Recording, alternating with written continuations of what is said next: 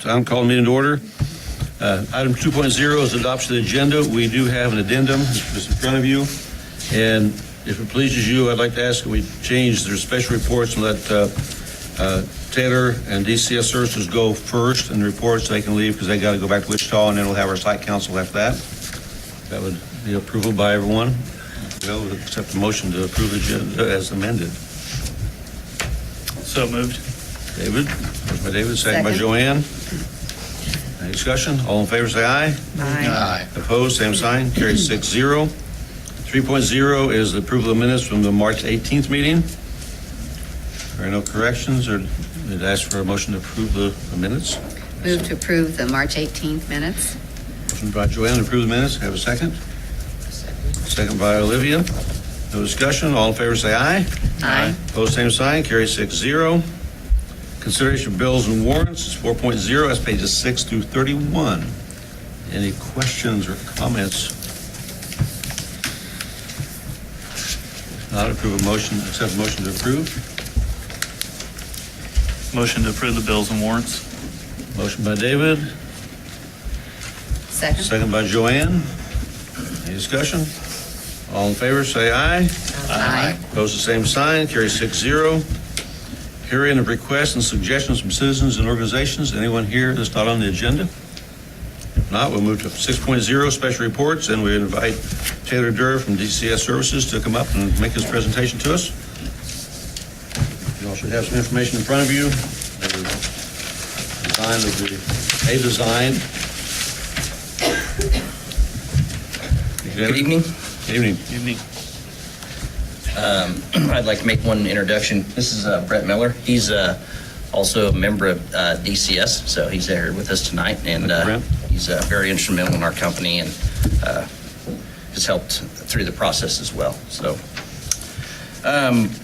what we have is an architectural plan with the floor plan, basic floor plan and elevation for the bus barn that we've kind of been working with, we've been working with James and Lori on. So some of the things that we had talked about in the previous board meeting was the need to house 8 buses and the potential for a light maintenance bay, changing out simply a headlight or something of that nature. So we got GLMV involved, and we came down and met with Lori and James and went over a couple of different scenarios, and this is what we came back with, and we feel this will fulfill your guys' needs and kind of capture all the things that James and Lori had discussed with us.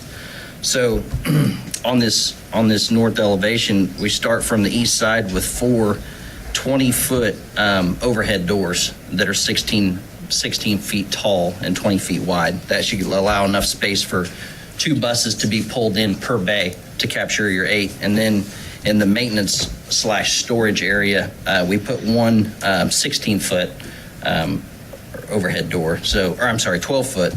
So that should allow enough room to pull in a single bus at a time and do whatever needs to be done. Kind of where we're proposing is setting this straight east of the bullpen, and then it'll go set on the south side of the existing concrete parking lot. So the surveyor that you guys have contracted with is currently, we've been in contact with him, and we gave him all the offset information that Lori and Jeff helped us capture from the city. And it looks like with the easements that there's going to be plenty of room to fit this building in that space. So inside the maintenance bay, one thing we considered is putting a floor drain in there. But after further investigation, there's some pretty stringent requirements with oil and sediment separators. So we're going to pull that part out, and the sloped space in the floor drain will be omitted from this design. We are going to keep the small mechanical room, which will house the electrical panel, and then future for any cameras or IT equipment that you guys may need. And we'll make provisions to put a small heat pump in there with hyperheat so we can cool that space in the wintertime if needed to keep that equipment cool. And then the storage space will simply be for tools and things of that nature, just so it's not out and about among the space. Water, Excuse me? the water. Yeah, we are going to make, we're not going to bring sanitary sewer to the space, but we are going to bring water. We'll stub up and do a block out in the storage room and install a frost-free hydrant. So there is access to hook a garden hose to supply water out in the space if needed. But also, if in the future you decide that you want to put, hot water or something of that in there, that block out, you could dig down to the main water line and connect to that and then run it over to a fixture or put a man block in or something of that nature to supply water for your needs. Electrically, we're going to look at a 200 amp service, and that'll be sufficient to supply each bus with a block heater, which is obviously one of the needs for the diesel engines. And then we'll have LED lighting in the bays themselves, and then we'll have separately switched. We'll have lighting for the maintenance space, and then individual lighting for the storage and mechanical room itself. So this is kind of what we feel is a good starting point. At this point, if there's not a lot of questions or changes, we would go ahead and make the few corrections that we made tonight, come back down, meet with Lori and James, and then get a commitment that that's where we're going to go, and then we'll generate the specifications and then the full set of plans after we gather the survey information and the geotechnical report, so we can get a comprehensive set of construction documents together so that we can put it out for bid, solicit for bids for you guys, and then bring that all back together, and then it'll be all open book, and you guys can look at it and make the appropriate decisions that best fits the district's needs. This is all gravel floor? Yep. Except for the Bay Area? Except for the Bay Area. Yeah, we made provisions for piers at each of the columns, and then we have a trench footing around the perimeter.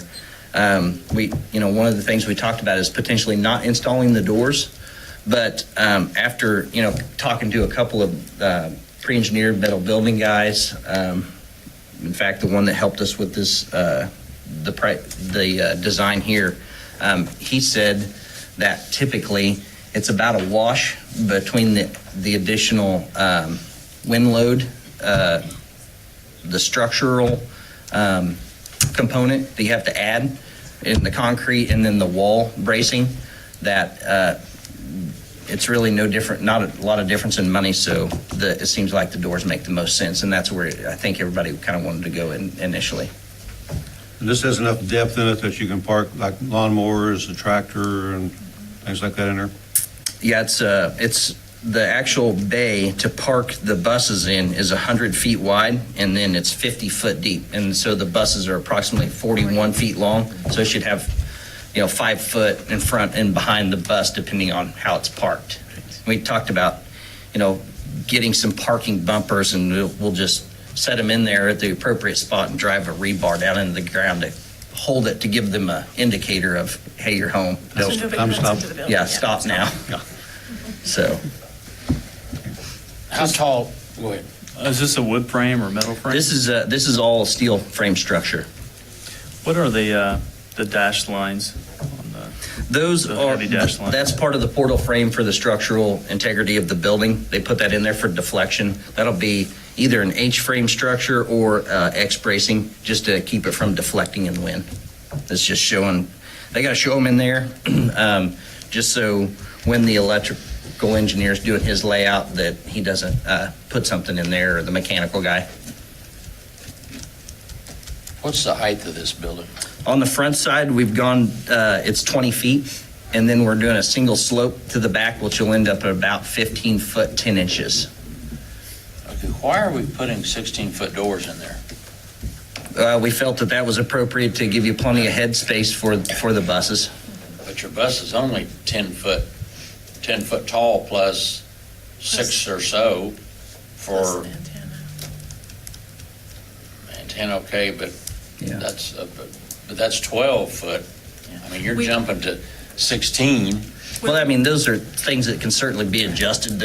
I mean, we may come down a little bit on the cost of the door, but then we'll gain on some of the metal material and things like that. So, yeah, but those are things that we can finalize in our final design meeting. But see, I thought the whole plan of this was to protect our buses.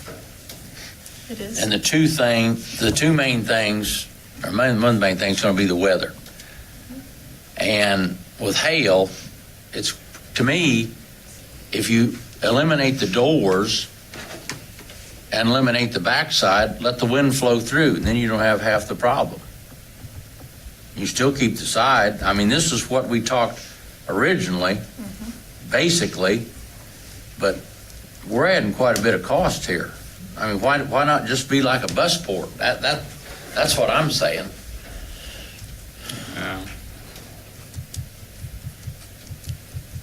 To me, aesthetically, where it's located, if it was anywhere else besides where we're having to put it, I would agree with you, but where it is, I mean, I think aesthetically we need it. Why would I don't understand aesthetics, because all the people would see would be the front of the buses. This is a one-time cost, you know, I don't know what we're talking dollar-wise if we did the, you know, open view on two of the four sides, but, I mean, I have no idea, but. One other thing is security as well, just to provide security. You know, everybody likes to think that, you know, you're not going to get vandalism, but I'm from a small town in Norwich, Kansas, and there was a deal on KWCH that somebody broke into the school in Pretty Prairie, Kansas, and trashed their band room over the weekend. And, you know, so bad things like that do happen in small communities. So, I mean, I'm not trying to use a scare tactic or anything. That's just a point. And our buses are a very large investment. And So what did you all find out about the other bus barns in some of the districts you visited? How many have bus barns, and compared to this, what are they like? But we visited two today, James and I did. We went to Chanute, and theirs is a little different in that there are no doors, and they just pull in. It's all, however, there's fencing with razor wire along the top so that it is all secure, because they did have some vandalism is what they had told us. Well, people siphoning fuel and diesel. It's a little different because all of their district vehicles are housed there as well. But they had the big tall doors. We went to Altamont today as well. Theirs is different. They have so many buses. Most of those are out, and then they have their shop because they've got two full-time mechanics there as well. So they don't have a bus barn per se, they have a shop. They don't have a bus barn per se. They've got where you could pull in a few, but not, what did they tell us? They had 40 buses or something. I don't know how many buses. 30 buses. A lot of buses. So So in other words, their buses are basically unprotected. some of, yes.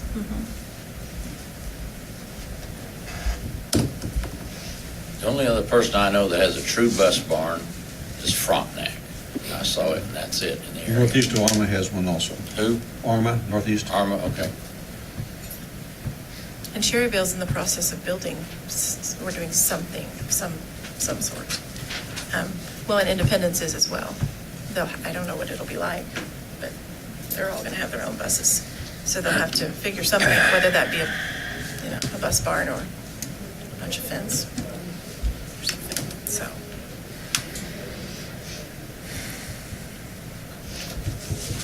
So in this other district, the buses go home, and the district pays for the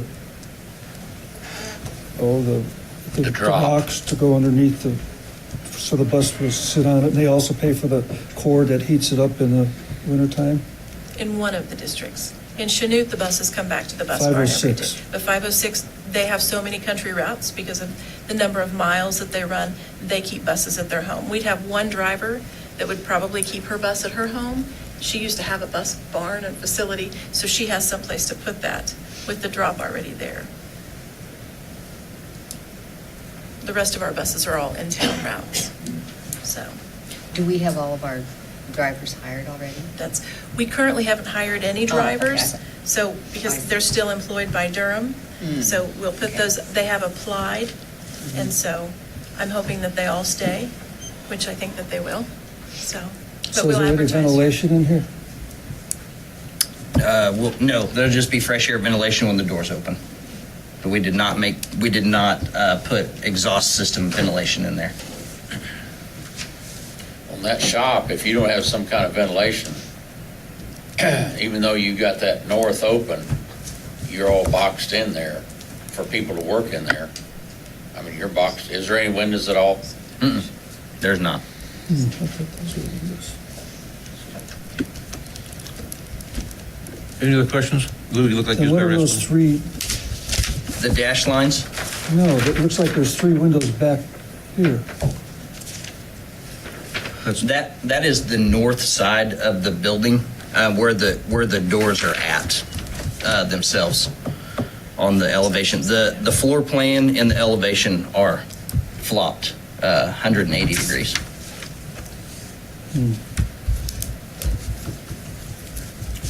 And you don't have a projected cost on this yet? No. Not yet. Any other thoughts? We need to give Taylor some direction. Do we want to go with basically what we have here? Do we want to lower the doors, make shorter doors? Do we want to not have doors at all? Do we want to open on two sides?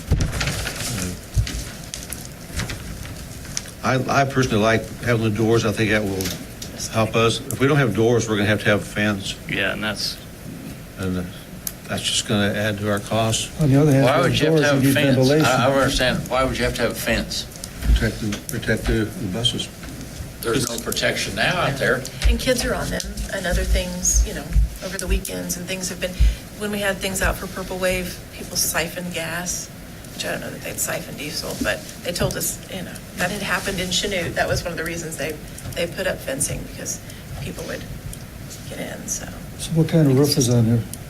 It's a standing seam metal roof, so it's steel.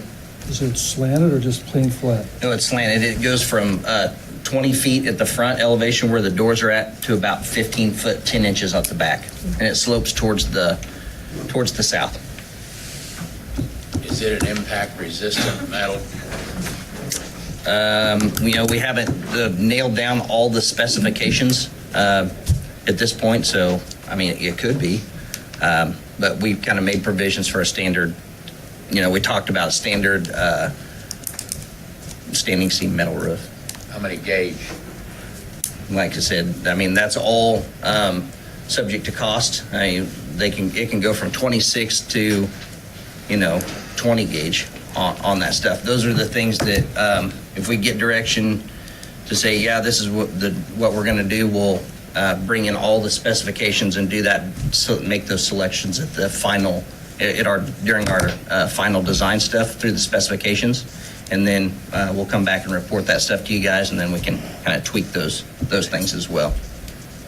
So this is contingent on the zoning board's approval? But it's not going to require the zoning board. We are in an office professional, it's zoned OP, and this would be an accessory structure, which won't require anything, when I visited with Laura Moore at the city, so. So how far are we back from the boundary line? Well, they're going to come out and do that survey to make sure that we're exactly where we need to be. You only have to be 15 foot yeah. off the backyard from where the power pole's at currently. So the back side of this only has to be 15 feet off of the property line, 15 feet. according to the city. Right. And this information that they provided, and we provided that to the surveyor. So these manually operated doors? Got a little button. Yeah. I mean, it could be either way, I'm sure. Yeah. But I would assume. Yeah, they can have manual operators on them, or mechanical operators on them, excuse me. Figured that they would want that so they could just drive in and hit the button and pull on in. me personally, I like the idea of having roll doors, and I wouldn't be opposed to having it lowered. If they're not necessary to have it 20 foot, we can lower it to whatever the appropriate is height. Yeah, we go from Brent? You know, my district is, I live in Conway Springs, and they're getting ready to have a bond issue, and they're gonna redo their bus barn because 20 years ago, when they built the bus barn, the buses have gotten bigger. And so I would suggest, they have a hard time now. I would suggest that, you know, just because the buses are a certain height today, you don't know what it's gonna be like in 20 years. And if you can go the extra height, it doesn't cost hardly any more to go the extra height. I think that it'd be money well spent to plan for the next 20 years. That's what we ran against Conway. So anytime they have to work on there, they have to do it outside. But how tall are your doors there? I couldn't tell you. All I know is the buses don't fit. I don't know. But they built theirs a long time ago. And back then, they were fine. Today, And- it doesn't fit. Yeah, and today when we were at 506, the doors that they had, James, do you remember, weren't those 16s? They were 16, right, on the bays that they had, that they would pull buses in and out of for maintenance and other things, so. Well, the main reason we want this is to help maintain Right. the buses. But like David also said, you know, because of the neighborhood, that would be my reason that I wanted, you know, we're close to a neighborhood. And that, I think it needs to look as nice as it can because of that. And I'm kind of directionally challenged and I can't really, you know, see how it would look, you know, but even driving around, you know, district, you know, I just think it should look. So are any of our vans or Suburbans or vehicles protected? Currently, no. They're right out here. Yeah. Just curious. And what we do tonight is non-binding. Right. Non-binding. If he comes back with a plan and we say that we don't like that, we start over, right? Yeah, absolutely, absolutely. So, yeah, we can follow up tomorrow and schedule another meeting to review some additional things and go from there. So, yeah, I mean, this is what we felt was a good starting point, and if we need to adjust from here, that's what we're here for. So, yeah. Okay, that'll be good. We could look at options then. And would we have any idea on money next time? If About we how know, much- if they know the specific options, Okay. then we'll have a better idea. Sure. They'll And have a better idea. You know, we kind of try to get to a specific point of kind of where we're going, so we don't spin our wheels constantly estimating, when we can say, okay, this is what the need is. We can identify that, then we'll put a budget to it, and then if we need to adjust from there, we can certainly do that. So, Okay, well then I'll get back with you okay. tomorrow. Thank you All for right. your time. Thank Appreciate you. it. Appreciate Safe trip it. home. We'll do it. Okay, we're ready for what is now 6B, Building Site Council reports, and we'll start with Lincoln, with Jamie.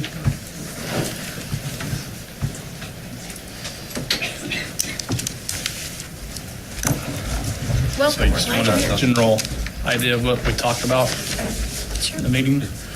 Okay, well, it was on December 17th, but I got the agenda here to kind of refresh my memory.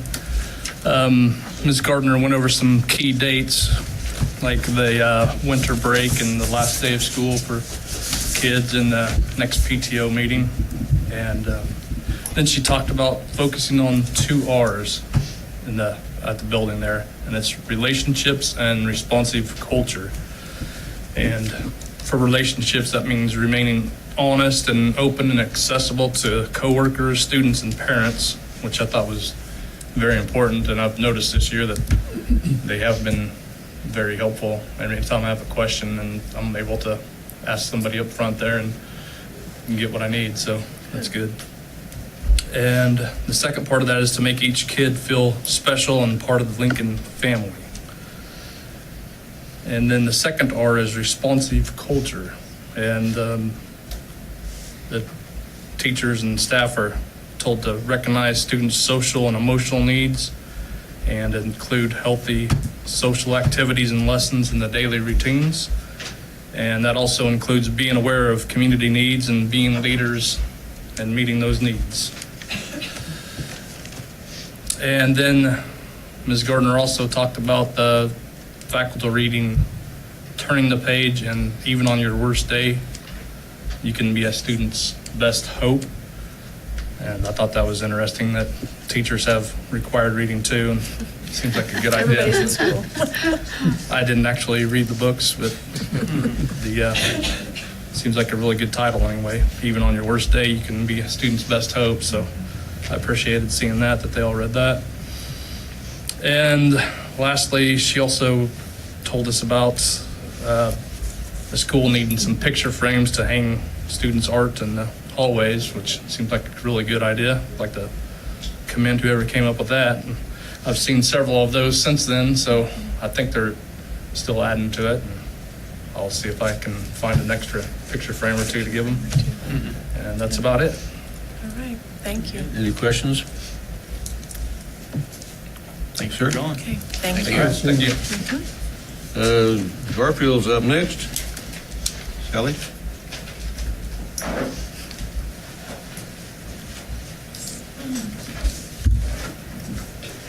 Hi, I'm Shelley Davis. I'm the manager of residential services at Youth Crisis Center. The primary focus is building relationships and responding to our culture, which includes a high number of children from poverty and foster homes. This staff at Garfield continued to be trained on how to respond to dysregulated students. Garfield uses the zones of regulations as a way to teach the students how to identify their emotions and appropriately manage them. Every classroom has a calming and peace corner for the children to help regulate themselves. There are tools that the children can use in that corner to help calm themselves. All of Garfield's students participate in little families that meet once a week for the purpose of building closer relationships. Several students at Garfield are benefiting from the pilot program by having case managers and mental health therapists who consistently meet with them at school.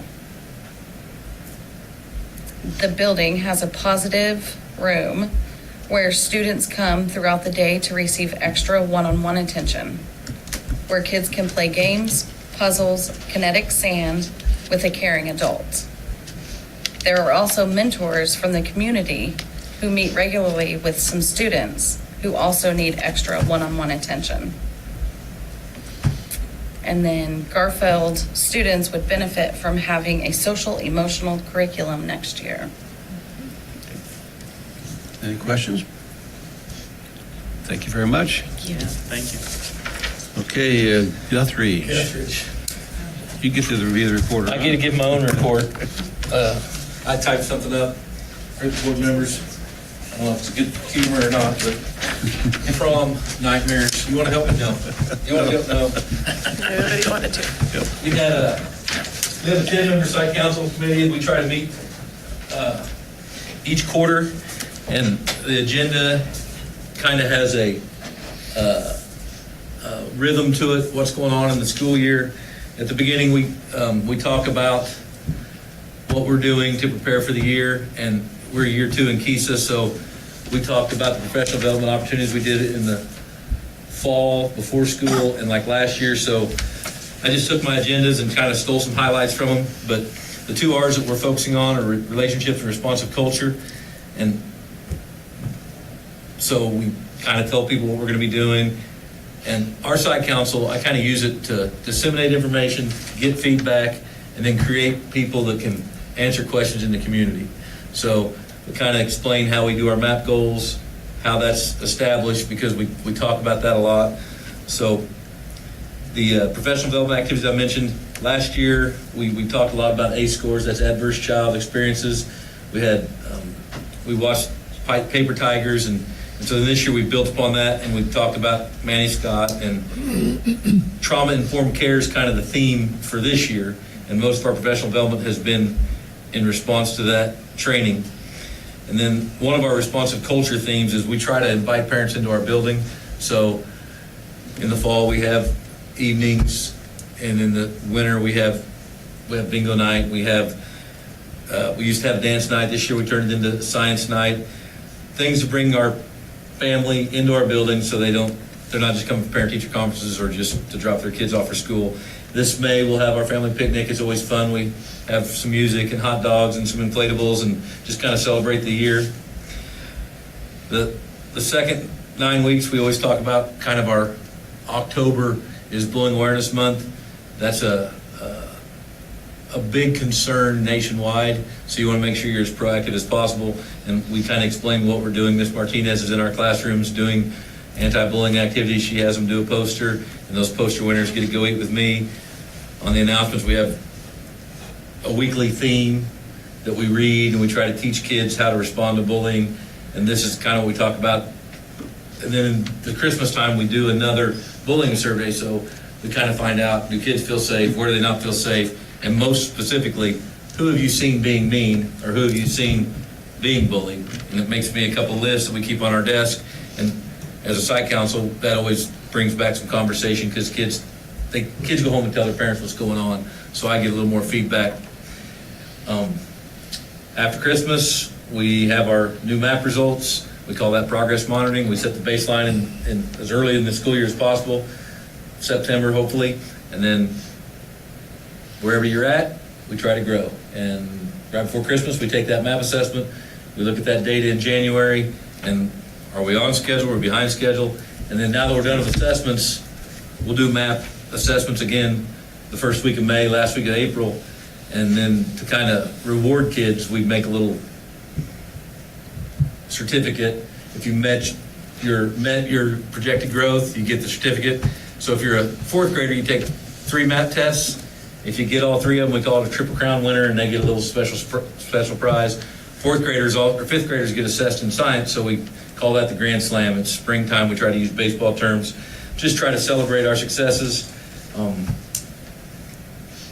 Last spring, our last site council meeting, we talked about what we're doing for our state assessments, and talked about this year we're going to have our results hopefully May 6th. So we're going to get some immediate feedback, which will be timely and appropriate. And then we reviewed kind of what we've been doing professional development this winter and spring with our KISA. So we're year 2 in KISA, just trying to revisit what the R's mean.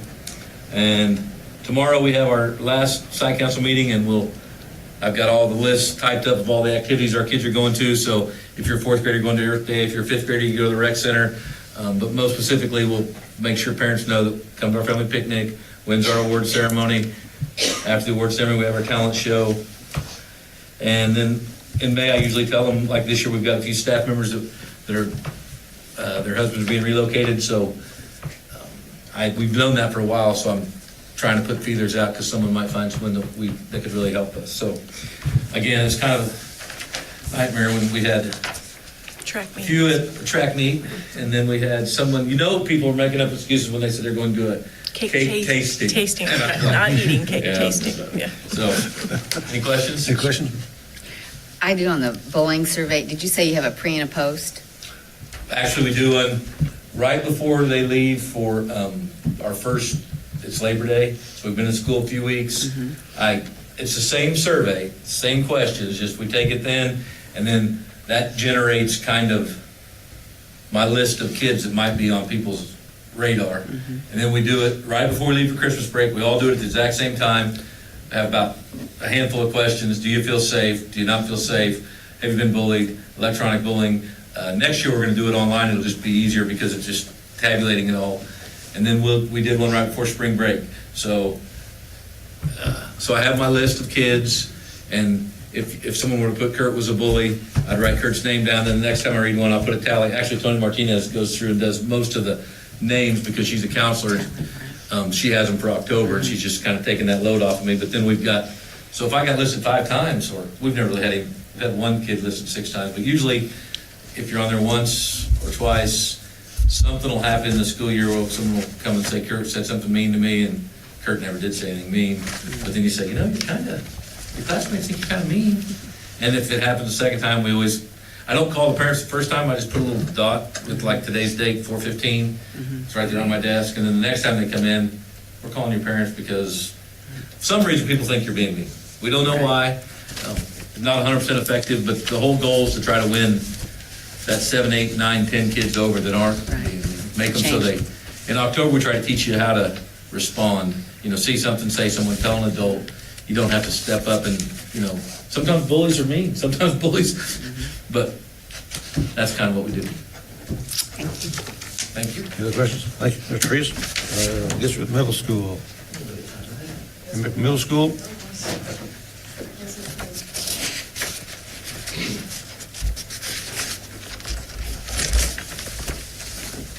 I'm Sue Smith from the middle school. I work in food service. I'm Jamie Stover from the middle school. I'm one of the secretaries. So we had our first site council meeting on October 29th. Our second one was hosted on March 26th. On our first site council meeting, we had 22 people present, and then on March 26th, we had 12 people. Notes from the first meeting included how we were going to grow our social media presence, inviting community organizations into our building, and hosting community events in order to show off all of our great things happening inside of our building. At the meeting on March 26th, we were pleased to find out that the middle school has met most of our goals, that we have nearly doubled our middle school Facebook site. We hosted the Rotary Club. They had their January meeting, and they did tours of the school. We had a basketball chili feed. We made KOM news. We had 120 people there, and then we did our gourmet hot dog night, where we sold hot dogs at one of the girls' home basketball games. And then we're planning to host a co-event with the public library here in Parsons, that we're going to have all-you-can-eat pancakes with the help of Chris Cakes. And it will be on Monday evening, May 6th, from 5:30 to 7:30 in the middle school cafeteria. And the library is going to host a family game night in the community room that night also. And they're going to be advertising the summer things that they're going to do for the summer programs for their library. And we're selling tickets at $2 a person. You can purchase those from any middle school faculty or myself. And that they're $2 a person for all you can eat pancakes. So we will have all of our goals accomplished on May 6th. And Jamie mentioned that she works at the middle school, but she also has children that attend Yeah. there. So She's a parent. she's a parent. Any questions? Thank you very much. All right, thank you. High school.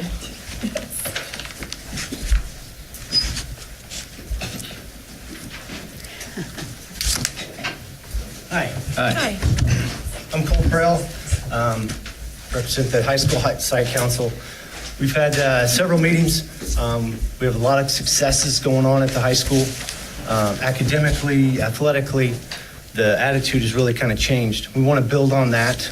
My main goal or vision for it is to get more parental involvement on a day-to-day basis with just your kid.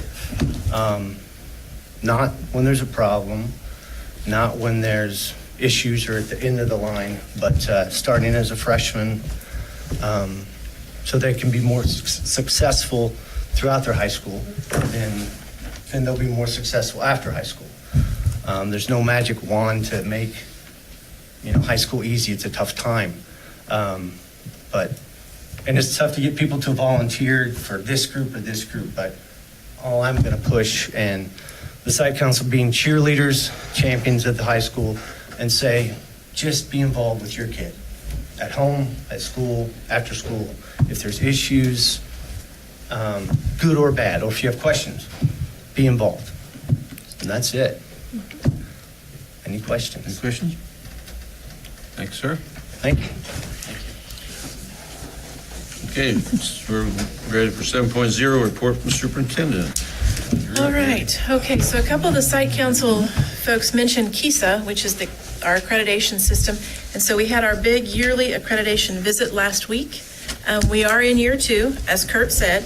And so each year there's a system yearly update report that has to be done. This was included in your view last week, so I didn't make copies again. It's about 20 pages. What we did is, as a group, there are different components to this. And so as administrators, we sat down and we looked at it, like telling your story, what's it mean to be a high school graduate, what's, the different things. And so as a group, we identified who was going to do what, who felt like it was most appropriate for them, like the kindergarten readiness and screening and that kind of data. Well, it made sense that Shelley's group would write that. So we went through and broke all that up. Then they did that on a professional development day, went through it and talked about, it gave them a chance to talk about what they're doing in their buildings that all tie around that relationships and responsive culture. And so those were the 2 R's that were selected based on the rubrics that we did a couple years back. So we don't have I don't have a completed report from our team. So we had 3 team members. So Jeanette Luthi was the chair, Nikki Trawl, who's an assistant superintendent in Fort Scott, and Jeff Backees, who is the middle school principal from Coffeyville. So they all came. Each of the buildings had an opportunity to share what was happening in their buildings, and then we did take a couple tours. We went to Garfield and looked around. They went to the middle school and looked around. We came back, they had some more questions. We had lunch together. They had an opportunity to finish up their work because it is something that they have to fill out. And then we met again so they could give us some recommendations and some suggestions for improvement, but they felt like things were going really well. And as soon as we get their final report, that'll be something that I will include in your next packet. So are there any questions about KISA? So this is a report that you made. This is a report that I made based on what everyone else, all the information they gave to I do me. have some questions. Okay. Second to last page on the effective rates. I think sometime we need to discuss that issue. And I've got circled the cycle of poverty. Which one again? What's Are you it called? under employability or, The 1, 2, they're not numbers, so it's the third one from the back. okay. And so- Post-secondary success on the top, right? Post-secondary All right, success. well, let me finish. Okay. So I know we talked about ACEs, the trauma-informed schools, but we've got to come back to the main issue that we have in southeast Kansas, and that's poverty. We've got to figure out how do we level the playing field for those kids that come from backgrounds that aren't similar to yours or mine. Right. So that's something that we need to get on the table and discuss as a board and as administrators. Because you've got it right. It's tough to break, but it's not impossible. And we can raise, well, the achievement levels haven't changed in 30 years according to Education Week. The achievement levels between minority students and white students. So we've got to figure out what can we do better. And in regard to these program years, like the graduation rate, those things are already pre-populated from the state. And that success and effective rate, those aren't things that we determine. The state determines, here are the criteria. And then depending upon which university you may attend or where you may go to trade school, the information that they turn in then impacts this. For example, if a young adult graduates from high school and goes directly into the military, then they, according to the Kansas standards, wouldn't be considered a successful graduate, even though we think that's very successful. So those numbers don't, reflect that. Local control. The idea is we need to determine what we consider We do. successful. We do. Based on what Kansas Right. talks about. That's my point. And we talked a lot about that as a group and with the visiting team about how, we need to have a strategic plan that's updated, that's focused around Kansas Can and those KISA standards, because as a group, as a community, we need to identify what is a successful Parsons graduate look like? What does that look like to parents? What does that look like to the board? What does that look like to administrators? And so that's definitely, I think you're on the right track. That's something we need to do. All right, one more thing regarding the strategic plan. I sent you an email that I did find the strategic plan that Jeff and I don't know who else was on the board at the time, we worked on that in 2015 with Doug Meckel, 13 pages. I don't want to redo that. I'd like to revisit it with this current board and with the current administration so that we can take that information and streamline it some more, because that's what we were trying to do, is streamline what we had previously to what we had in 2015 And to what we need in 2020. Right, and I need to get out what we, then after we had a meeting where we Right. went over that, where we talked about here were the areas and then these were the goals. I need to get that back out because I think what we're going to find is that those weren't necessarily all around Kansas Can. They were some, but then there were some other areas. I mean, there were a lot of things. And if we focus on a whole bunch of things, then, I think you're right. We need to narrow the focus. But I think that's going to take Because it's so planning easy and from groups. someone to Topeka or Lawrence or Kansas City that send their kid to Blue Valley to compare their kids Right. to our kids. It doesn't quite work that way. And I'm not trying to be mean to Blue Valley, God bless them. It's just our issues are a lot Are different. They are different.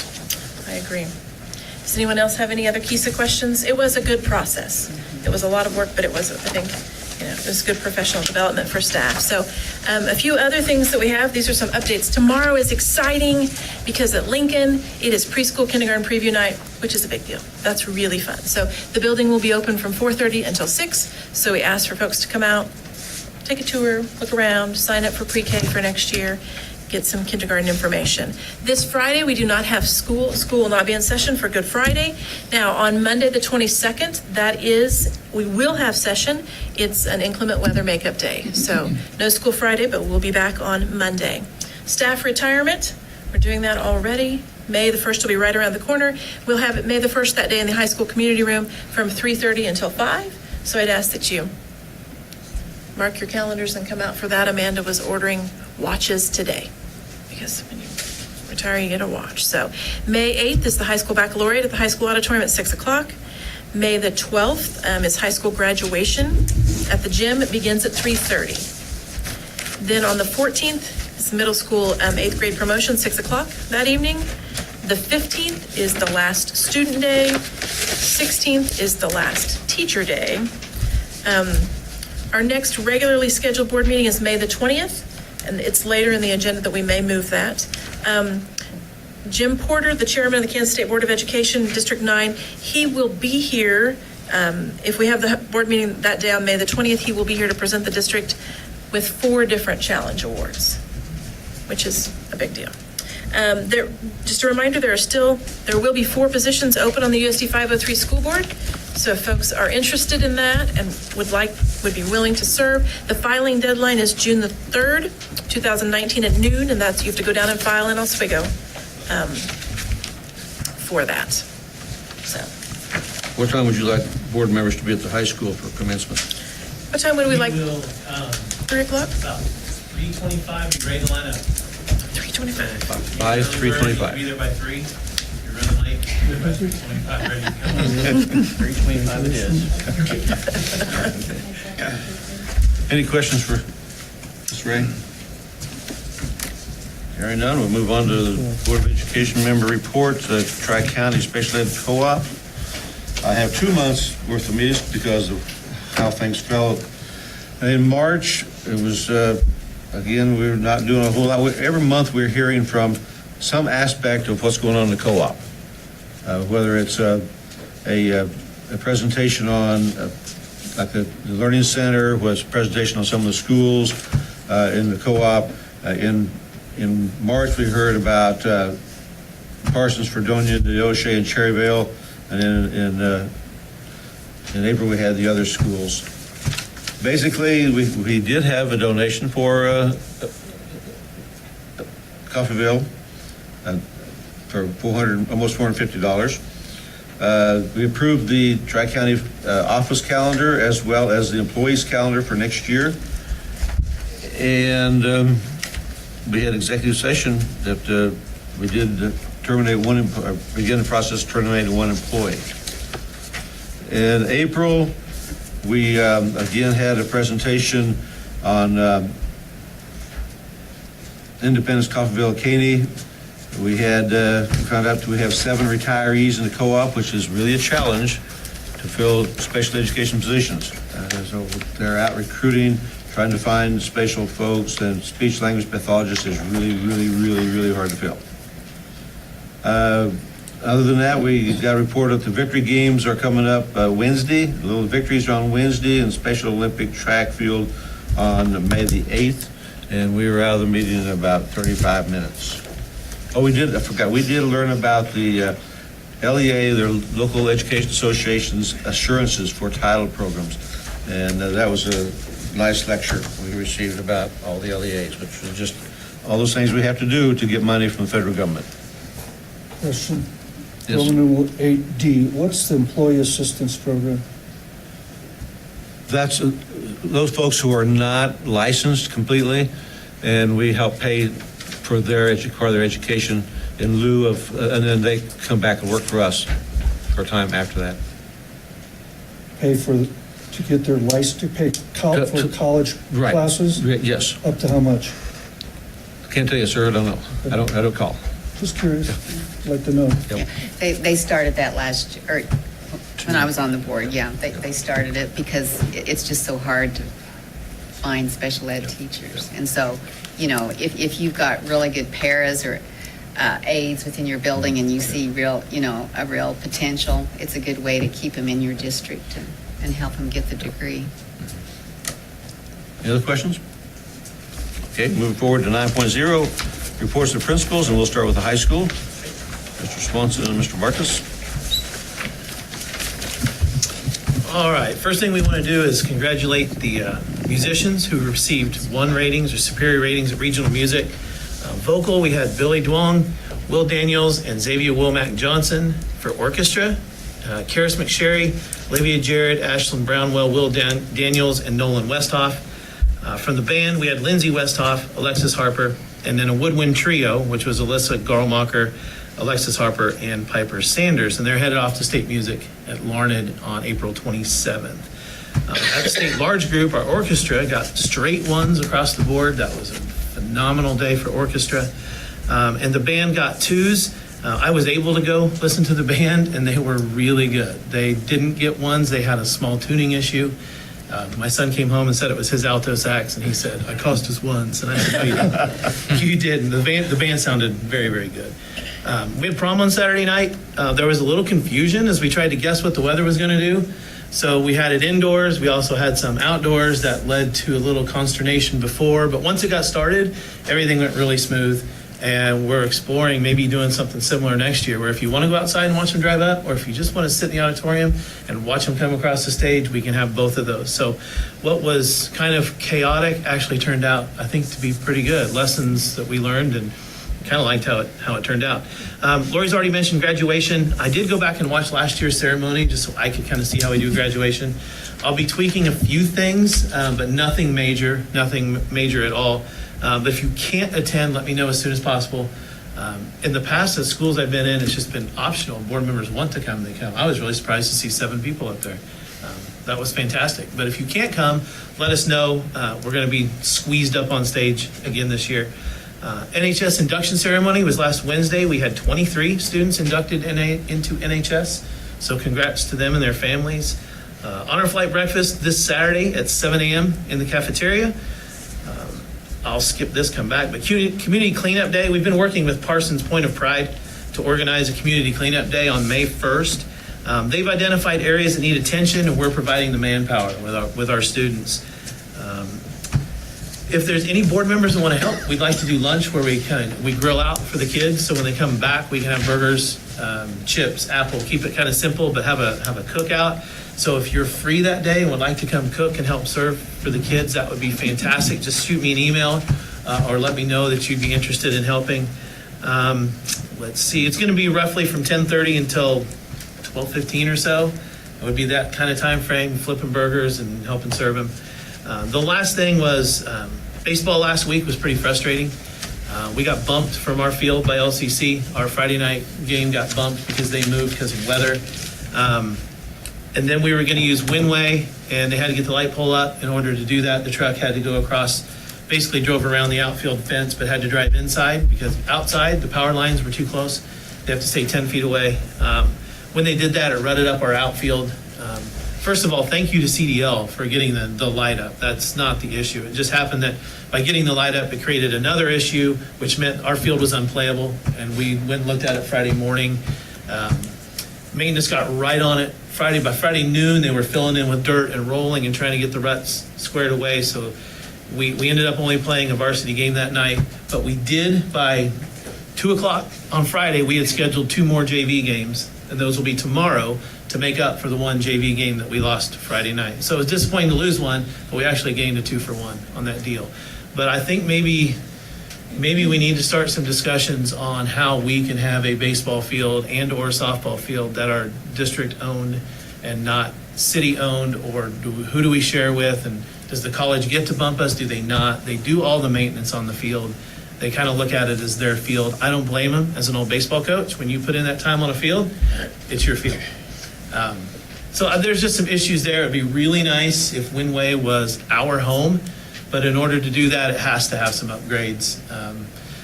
And you know, the city's going to do some repairs on the fencing from when the pole fell, but repairs are just repairs. We'd really like to see something done there. I don't know what that is, but I'd be open to suggestions. Just think about it. Don't tell me what your thoughts are tonight. Think about it. And if you have some thoughts on how we could maybe turn that into our facility, a USD 503 facility that we have some control over, that would be fantastic. So. Do you think Winway's the place to do it? Gerald would really like to see Winway be the place to do it. I know there's some talk of some new fields up north of Walmart. The issue with that is those will be city fields, and if we go in there, then we're going to be expected to provide the maintenance for the city facility. I don't think that's something we want to get into. I think we want to provide maintenance for our facility. If you rely on the city to do the upkeep on the field, then as baseball coaches, and again, after being there, as baseball coaches, you have particular ways that you want your field. Right. I just think it would be nice if we had ours. Just food for thought. And we actually had met with the city Friday morning at the ball field, and we talked a little about the one out north and another issue with the one they're building. We're not sure when that's going to be done. So in the meantime, we still have to have a place to play. So as Mr. Swanson said, our spring sports are going just about every night, track, tennis, golf. One positive, our debate forensics team, we had a lot of qualifiers for state. I'll go through the list. Alyssa Garmalker in humorous interpretation and improvised duet acting. Ashley Mann in poetry and prose. Jacob Virtue in humorous interpretation. Martha Luna Castillo in humorous interpretation. Alexis Harper and Madison Vaughn in duo interpretation. Jada Pearson and Draven James in improvised duet acting. And Kaya Miller in dramatic interpretation. Also, Alyssa Garmalker was chosen for the World Schools debate team. That's when she will represent our districts against teams from all 50 states and Taiwan and Korea. And Mr. Workman was awarded the honor of coaching that team. Kudos to them. They work really hard at that. They go every weekend, a lot of time spent. So we'd like to congratulate them on theirs. Success. Anything else? Any questions? Thank you, gentlemen. Thank you. Mr. Cox, Mr. Gordon?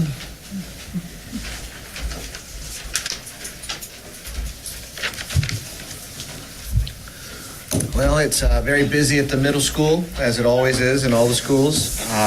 The staff continue to make points of contact. Year to date, we have 3,174 positive contacts with our community. State testing is all wrapped up. The next step is the MAP testing, though. We started that process, and it will wrap up before we get into May. We've been talking with all of the teachers about our end-of-the-year field trips. We've got a lot of things lined out.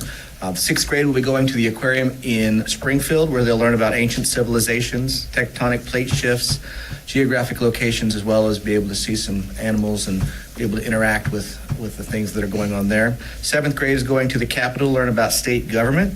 Eighth grade is going to Day at the K, where they get to see the news crew talk about weather and how science plays a big factor in the weather, and see some really cool experiments that demonstrate how weather affects us every single day.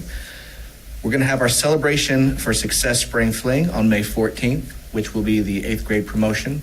We'll practice that in the morning and then in the afternoon they'll have an opportunity to enjoy some time together before they go home and get ready to come back for their promotion ceremony. Our last social emotional group will be going to Coffeyville on April 26th. That will be 12 out of the 22 staff members. I thought there were more when we were talking this afternoon. For some reason, I just thought there were more because everybody's up to speed and engaging in that. But it's good to have that many staff go over and observe for themselves firsthand so they can bring their experiences back. Some have been positive, some have not been so positive, and that's a good representation to have because it lets us build off of each other. Those are the things that I'm going to speak about this evening. I'm going to turn it over to Mr. Gordon. All right. So our student of the month this month was Bree Bozier. It's sponsored by the Elks Lodge, and they get a $10 gift certificate, so we want to thank them for that. She had 6 nominations. She's described as kind, friendly. She smiles a lot. She does excellent work. She's not here with us tonight because she has a track meet that she's at, and so that goes right into right now track. They have 3 meets this week: Columbus, Chanute, and Independence. We still need volunteers for April 29th, that Monday coming up, whenever the middle school hosts a track meet at the high school. Golf goes to Garnett and Mound City this week for their tournaments, and then boys tennis finishes up this Thursday at Winfield. We've been working towards our physicals offered by the school. It's at no out of pocket cost. That's how I have to phrase that, because if you have insurance, you will be billed. If you do not have insurance, then everything is paid for by the CHC. They're coming in on Monday, May 6th. Right now we have 18 kids signed up for it. We've been putting out Facebook announcements. We've done all calls. It's been in the morning announcements every day. We're trying to push it to get as many kids that physical on that day, as many as possible, because then they're good for the entire next year. They can compete in every sport or any activity after that. And so we're in cooperation with the high school on that one. If they miss it on that Monday and say they're absent, then they can go to the high school and catch theirs that Wednesday. But what it'll do is there's no out-of-pocket expense for a parent. Correct. So if you have insurance, CHC will just simply bill your insurance, but there is no cost to the parent, so they don't have to pay a copay. So it really is a free physical, right? Yes. It's just, but your insurance is. Amber wants me to say no right. out-of-pocket cost. No, so there's no out-of-pocket cost. So it just will file for your insurance purposes that way, folks. No. Question regarding the class trips. I had a conversation with Ernest Moreland, the director of Youth Crisis Center today, and it was my thought that one of the best ways to level the playing field is to get all of our kids exposed to planetariums, aquariums, museums, all the things that art exhibits, and we need more of those. And then they come back and have discussions, because that's one of the things that these kids don't have at home, are a lot of discussions with kids that come from families that do this all the time. So that's a good way to start leveling the playing field, especially for kids from poverty. I agree. And I was talking with all of the grade level leaders today. Having taught 6th grade, I know generally when I went to the aquarium over spring break, I know generally what you're going to learn there and how you're going to learn it.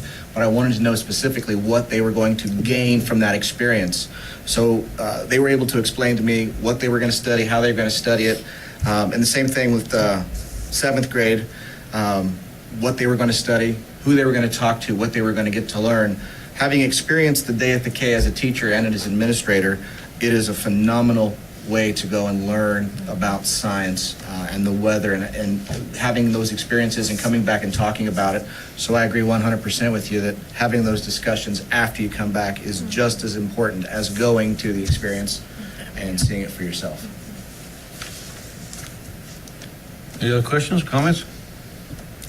Thank you, gentlemen. Thank you. Mr. Vargas, you might have missed out on announcing that you could use some help for the 2 track meets you're all hosting. Yes, I'll be sending that out. When is yours, Bob? When is yours? May 7 and 9. 7 and 9. I'll get you some volunteers.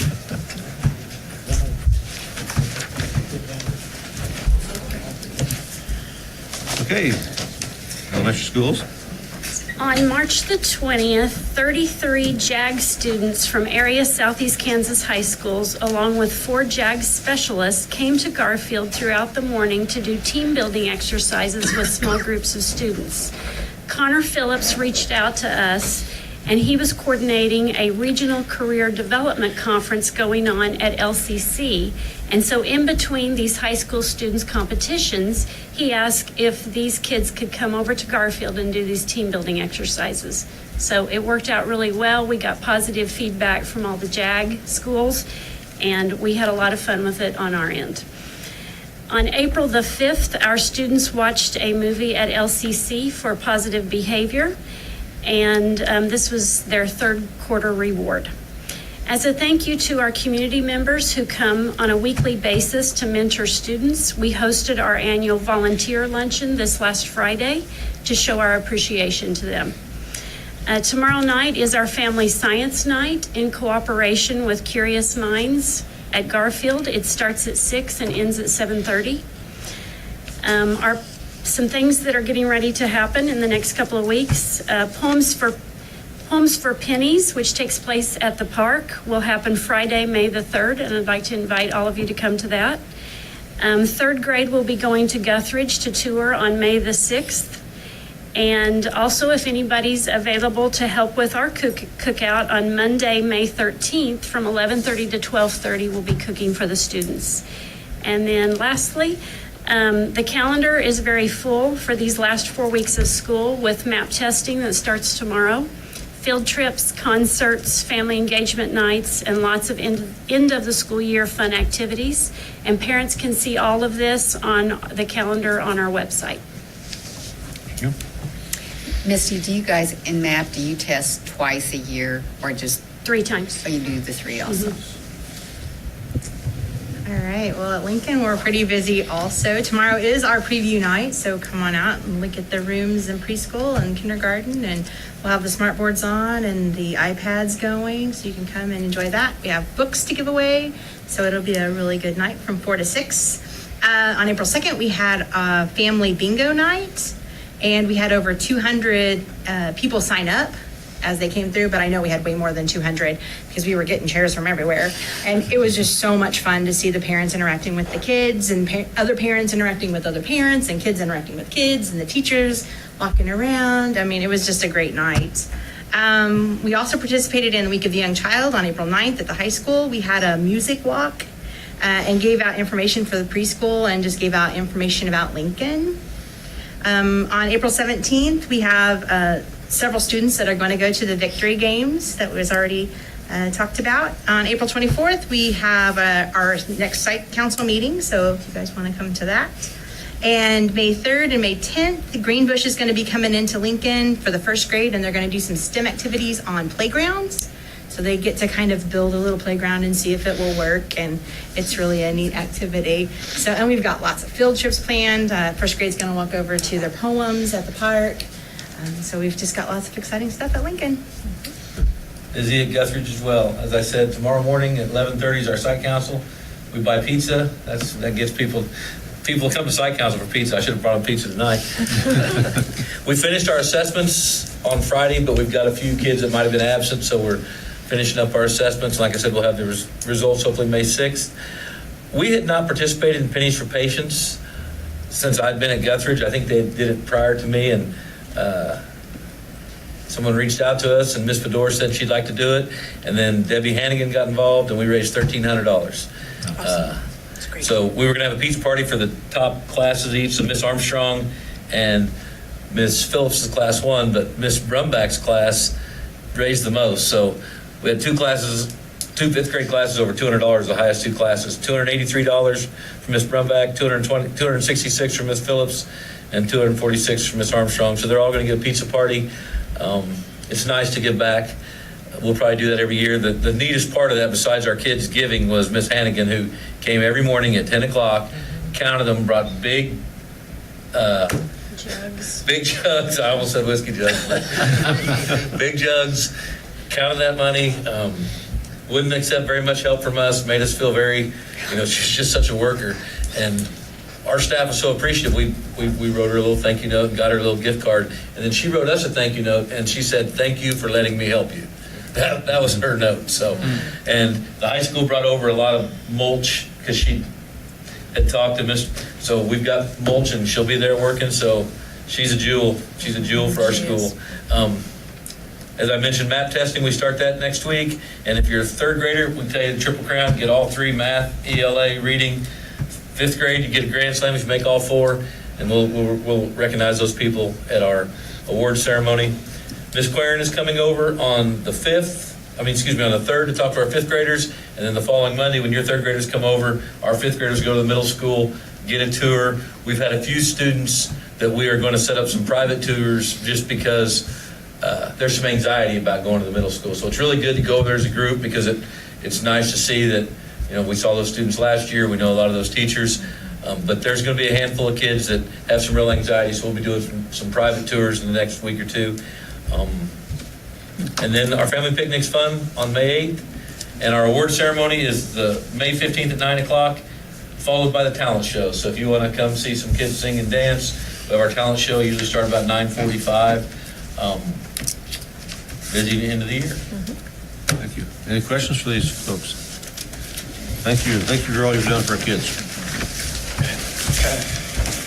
There's no old business, so we'll move to new business, accept donations to schools. That's It's on page 36. That's your packet. So we had 2 donations made to the district office this month. CST Storage donated binders valued at $400. Community National Bank donated mascot bank card programs. They have a little, you can go get your Viking bank card and get a percentage that's donated into the school for $441, for a total of $841 donated to the district office. At Garfield, they had a basket fundraiser, and that was for field trips, donation of $157. At Lincoln, Parsons Public Library donated preschool books valued at $288. Austin Sands donated a bingo night prize for the basket in Miss Winder's room for $10. Sydney Doogie in O'Banion's classroom, the bingo night prize basket valued at $5. Casey Cohen in Mrs. Newcomb's, the bingo night prize basket, $5.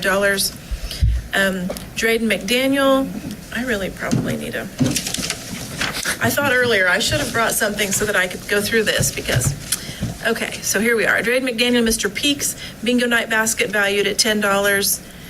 Right underneath that, Maddie Williams and Miss O'Connor's made a bingo night prize donation of $25. Looks like Kaylin Armstrong and McGuire's made a donation to McGuire's bingo night prize basket $15. Elizabeth Castorino made a donation to Mr. Peaks bingo night prize basket valued at $10. Kennedy Spencer made a donation for Mrs. Kennett's bingo night prize basket valued at $15.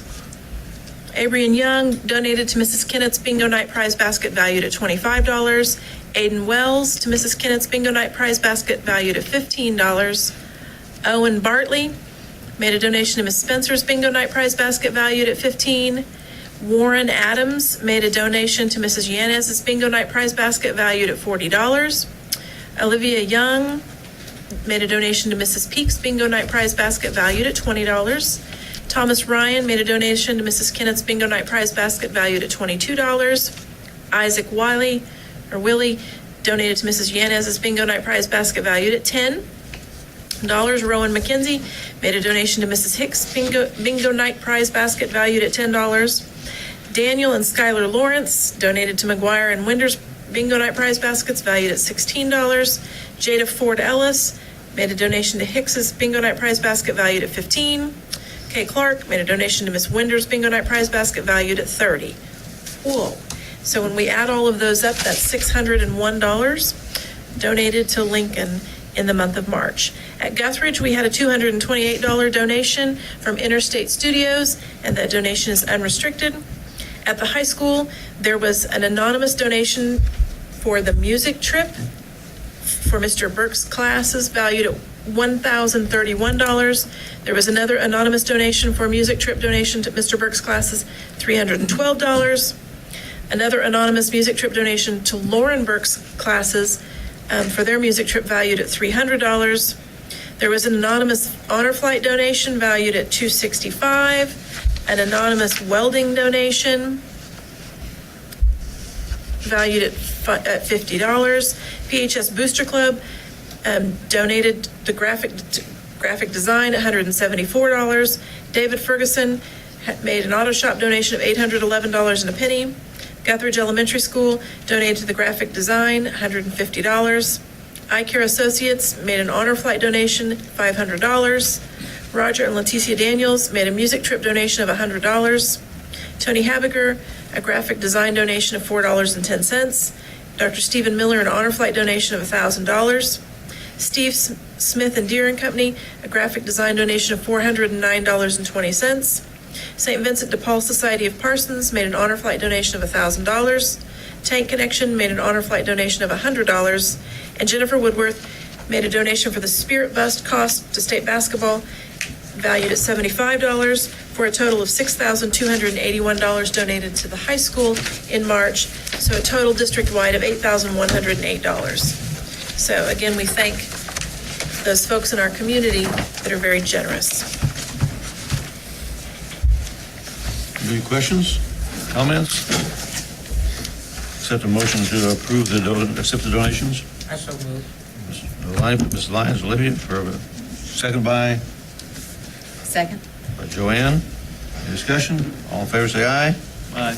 Motion, same sign, so it's passes 6-0. Action on vehicle purchases, pages 37 through 42.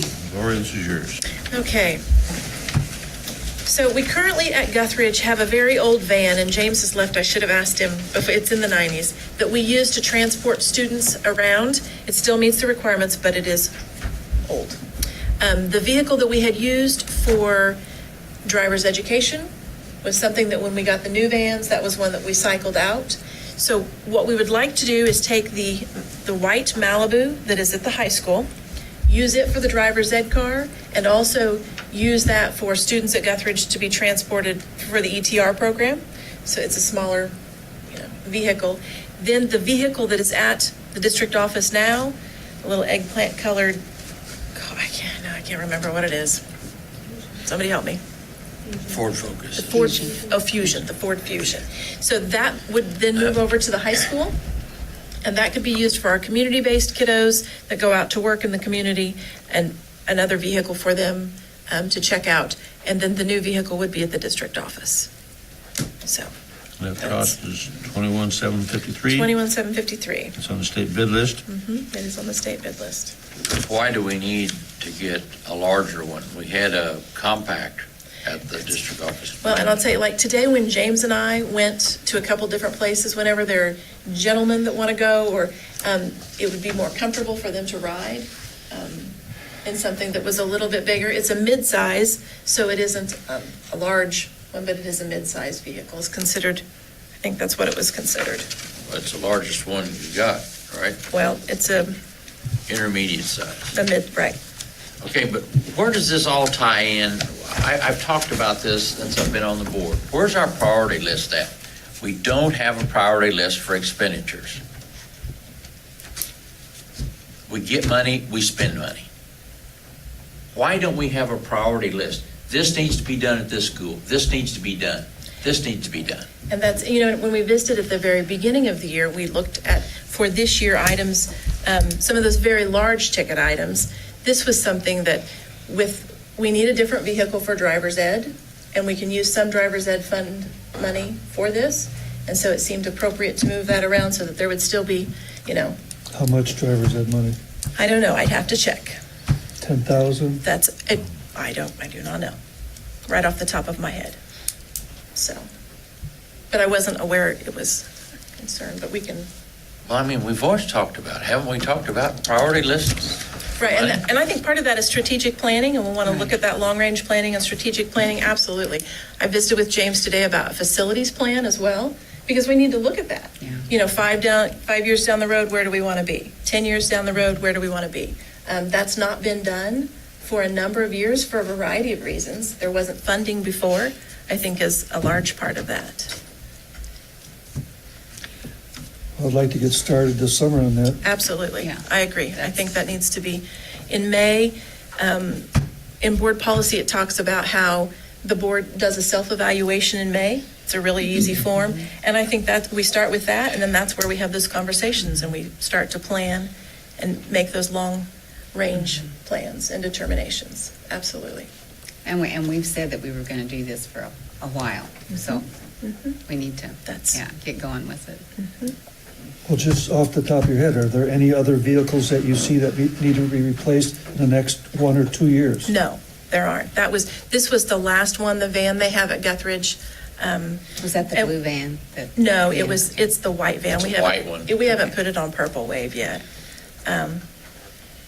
And we won't. But our driver's ed vehicle, we knew had to be replaced.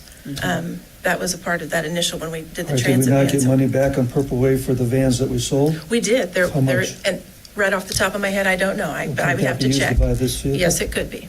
Absolutely. Uh-huh. Okay. I guess my point is, why do we have to buy the M3? Why didn't we get prices for mid-sized and compact also? We're just going with one price here, that's all. Well, I felt like for the car that it was, and the cost was very, very reasonable. I mean, it's on the state bid site.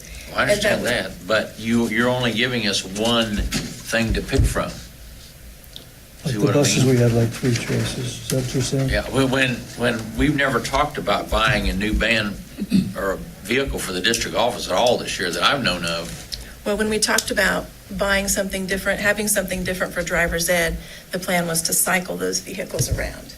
So, Okay, but nothing was said about the DO, I'm sure. Well, it's just a rotation, Roger. It is. I know it's a rotation, but It you is. aren't getting my point. That I this- said nothing was said about this, and there's only one bid spec. You've got 3 different types here, 3 different explanations.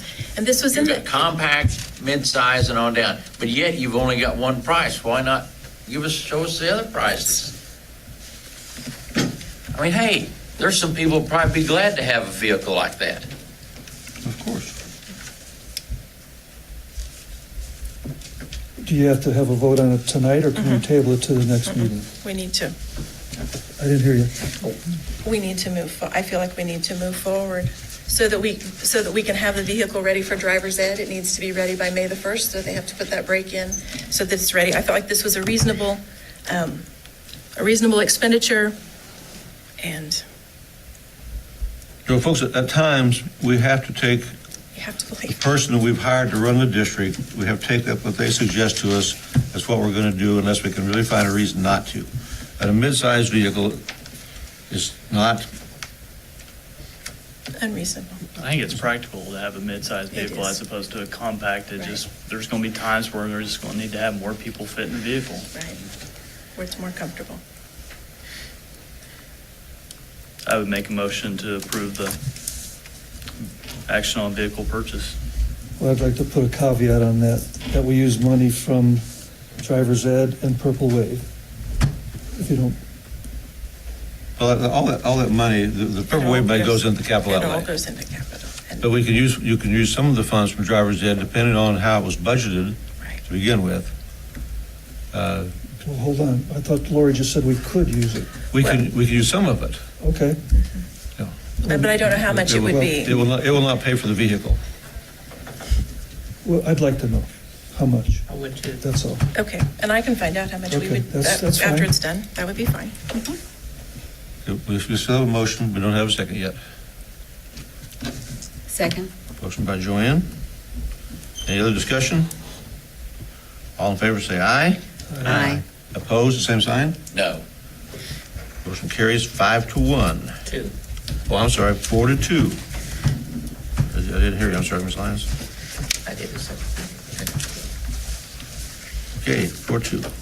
Item 10.2, action and possible change of the board meeting in May.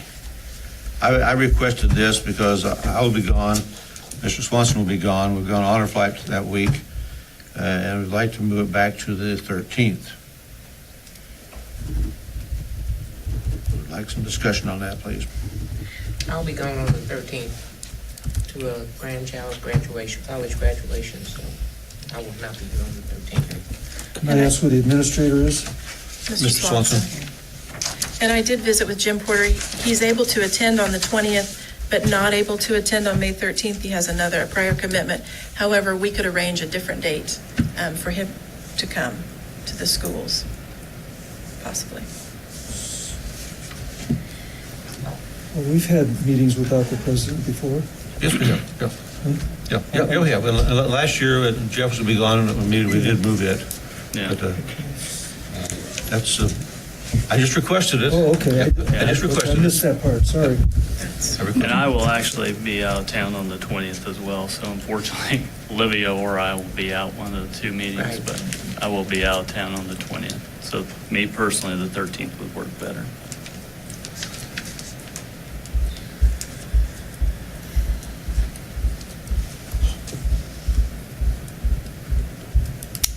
If there's nothing else and there is no motion, we will move forward and the meeting will be on the 20th. Okay, no action. 10.3 is action on membership of the Kansas Association of School Boards for 2019-2020 school year. KSB provides a lot of services, and only one school in the state, our district in the state of Kansas does not belong to KSB. It's a pretty reasonable price. That's probably a slight increase from last year to this year. I'd like to clarify something. School board members are allowed, the legal team at KSB, that legal team can be used by board members, not just superintendents, correct? Yeah. Just want to make sure everyone understands it. Yeah. Not all board members know that. You can call them and ask them questions as a board Right, member. okay. Absolutely. With that being said, I've moved Motion by Lou, on this motion. Second. second by David. Any other discussion? All in favor, say aye. Aye. Opposed, same sign. Carries 6-0. 10.4, discussion of possible action on purchase of a 3D printer for the high school. And Information on page 43. so this is, this would be something for Bruce Ray's classroom. They've had a 3D printer. It is getting older, not working quite as well, not able to keep up with industry standards and the current technology. The cost to replace that printer is, right at $19,000. And the quotes from Debco, which is where they ordered the last printer from. So they felt like that they got good customer service. And those, in order for our kids to be ready to graduate and to use the technology that's being used in industry, this was something that he requested. If you're not in the 3D world and technology, you're not in the technology world, because my son sells 3D X-rays now. They're selling those to dentists and doctors. So I'll make a motion to pass this. Motion Unless by there's Lou more to discussion. approve this purchase. Have a second? Second. Second by Joanne. Any other discussion? All in favor, say aye. Aye. Opposed, same sign. Carries 6-0. Page 3. Ready for an executive session. Lori, how much time do you need? 15 minutes? Okay, I'm going to recommend we have an executive session for 45 minutes.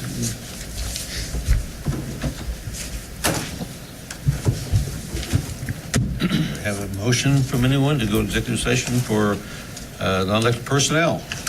Also move. Second.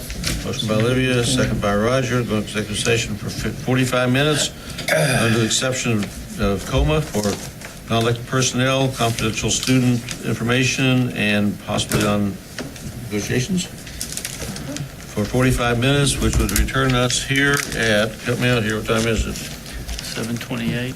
7:30, 8:15. We'll be back in session at 8:15 in this room. Any other discussion? If not, all in favor, say aye. Aye. Opposed, same sign, carries 6-0.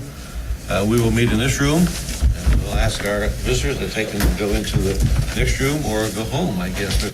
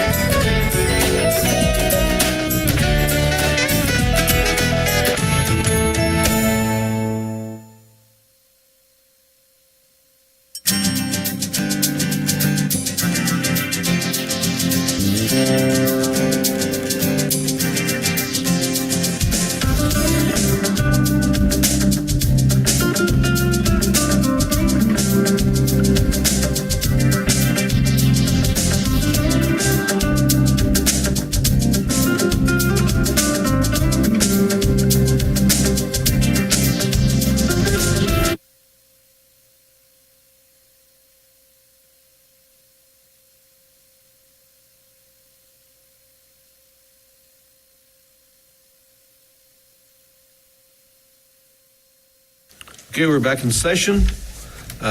We'll act on item 10.6 to begin with, resignation from employment.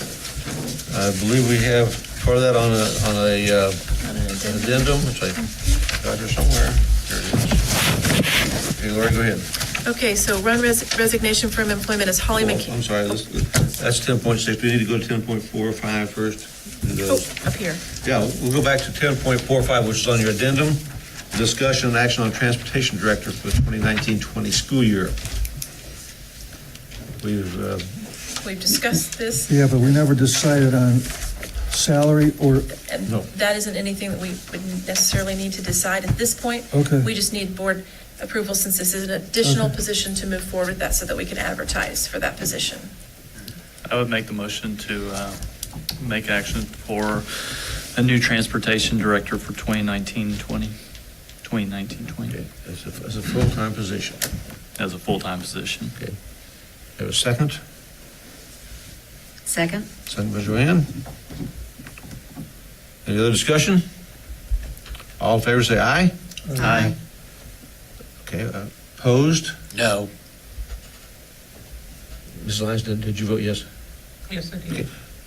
I'll That's, let you know when I vote no. okay. 5-1 on that one, passed, 5-1. Okay, 10.46, action on the district technology integration public relations position for 1920. School year. And that would be the position that provided professional development for classroom teachers in regard to the technology that we already have, in addition to moving forward with that PR plan using a mobile platform and an app. So, Make a motion for that Motion by position. Joanne, I second it. second by Olivia. Any other discussion? All in favor say aye. Aye. Opposed? Carries 6-0. Now we go to 10.6, action on resignations for employment, resignation from employment. okay. Some on your original agenda and some on the addendum. So on the original agenda, resignation for employment, Holly McKenzie, middle school family and consumer science teacher, effective the end of the 18-19 school year. And on your addendum, Christopher Bachman, Guthridge fifth grade teacher, resignation for employment effective the end of the 18-19 school year as well. I recommend that you approve those resignations. I so move. Motion by Olivia, second by Joanne. Any discussion? All in favor say aye. Aye. Opposed, same sign. No. 5-1. Okay, thank you. Resignation for retirement. Okay, and so we have three of those. One is Debbie Wolverton, high school and middle school art teacher, effective the end of the 18-19 school year. Bruce Poland, middle school VSP teacher, effective the end of the 18-19 school year. And Lou Stein, elementary school counselor at Lincoln and Garfield, effective the end of the 18-19 school year. I recommend that you accept those resignations for retirement. So moved. Motion by Joanne, second. Second. Second by Olivia. Any discussion? All in favor say aye. Aye. Opposed, same sign. Carries 6-0. And recommendations for employment. Okay, we have Dawn Barkus, high school assistant track coach, effective the 18-19 school year. Devin Rabig, middle school head custodian, effective May the 1st, 19. And Lizzie Smith, high school assistant girls swim coach, effective the 18-19 school season. I move that we accept the recommendations for employment. Olivia, second by Second? Joanne. Discussion, all in favor say aye. Aye. Aye. Opposed, same sign, carries 6-0.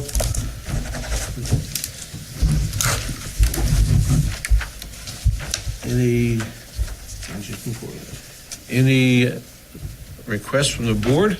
can we get an update on the career pipeline and how that's going and what it's all about? Because that seems to be big, as well as the individual Plans of student. study. Yeah, so that's really big right now. It really And is. it's something that we need to know about before we go into our May strategic plan, I believe. Any other any other requests? If not, meeting adjourned at 8:40. Thank you very much. I will see you all in June, unless we have a special meeting between now and then. I like 3:04.